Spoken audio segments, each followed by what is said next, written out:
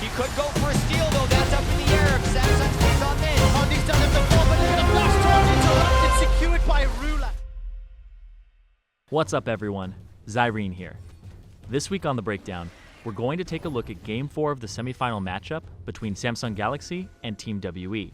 And specifically, we're going to take a look at how Samsung Galaxy gained an advantage throughout the mid-game without team fighting or killing any members of Team WE. WE's composition wants to fight and prevent split pushing by engaging.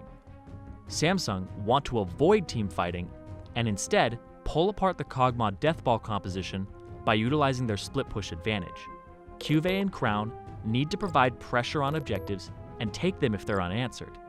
In doing so, they become isolated and in a vulnerable position to ganks, so it's important they have proper vision and escape routes.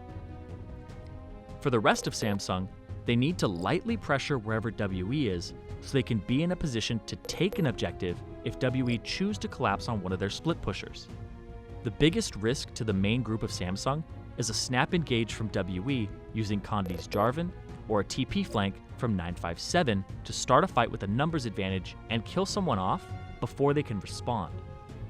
If WE successfully engage on Samsung, the split push falls apart. With that in mind, Samsung begin to play around WE. So let's get into it.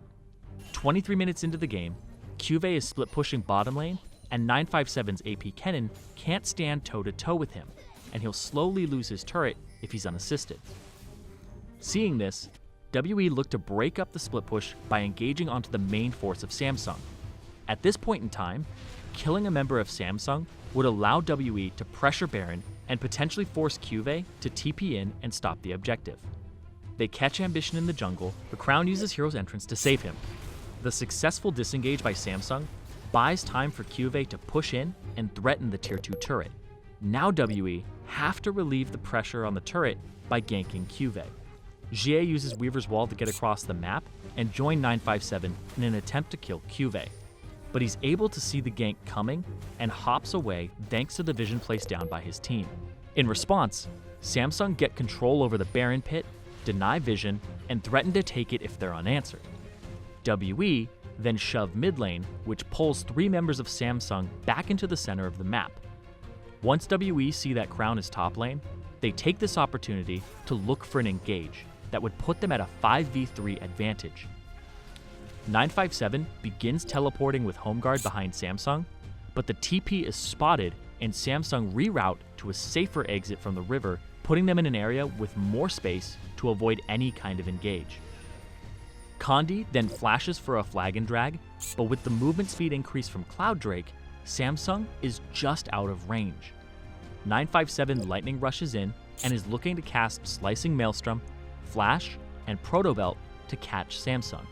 But Ambition is ready for this, and positions himself in the way of 957's entrance and kicks him away, stuffing the engage. This is the moment that gives Samsung control of the game for the next 5 minutes. The fact that WE couldn't get the engage and couldn't get the teleport out of Cuvée means that the split push can continue pulling WE apart. Cuvée is rewarded with the bottom tier 2 turret, and Samsung begin to cash in on foiling WE's engage. They now have both of their side lanes shoving towards WE, control of the Baron pit, and TP advantage. So as GA and 957 show in the side lanes, Samsung start up the Baron knowing that WE's only option is to steal it, but they have a plan for that as well. Crown begins channeling Shield of Durand when Baron is at 2500 HP. He then flashes over the wall with it fully charged and taunts Condi. Ruler throws a Chain of Corruption that lands onto Mystic, and Core JJ follows Crown with the quickness, flash, and grand entrance to continue locking down Condi, denying WE's last hope. Condi is CC chained outside of the pit from when the Baron is at 1900 HP to when it dies. Ruler ends up securing the Baron for Samsung Galaxy, and even though they lose Crown, who sacrifices himself to prevent the son of Baron from entering the pit, it's still worth it, as everyone else is able to make it out alive and avoid 957's flash engage. With Baron in the hands of Samsung Galaxy and both of their teleports still up, they move back into the 1-3-1 split push to utilize the buff. From there, Samsung continue to avoid WE's attempted engages and collapses, netting them 3 turrets and effectively shutting WE out of the game. Looking back, Samsung Galaxy ran WE around the map. They found advantages by leveraging their split push, shut down WE's attempts at engaging, and played the split push by understanding when each member should and shouldn't be pressuring. Samsung Galaxy went from 14 minutes to 31 minutes and 30 seconds without getting a single kill. But during that time, they managed to grow a 7,000 gold lead by being split across the map, which rendered WE's teamfighting composition ineffective. This gold lead would allow Samsung to easily win a teamfight engaged on them by WE at 31 minutes, and from there, take the game and the series 3-1. With that victory, Samsung Galaxy move on to the finals to seek revenge against SK Telecom T1 in the first ever World Championship Finals rematch.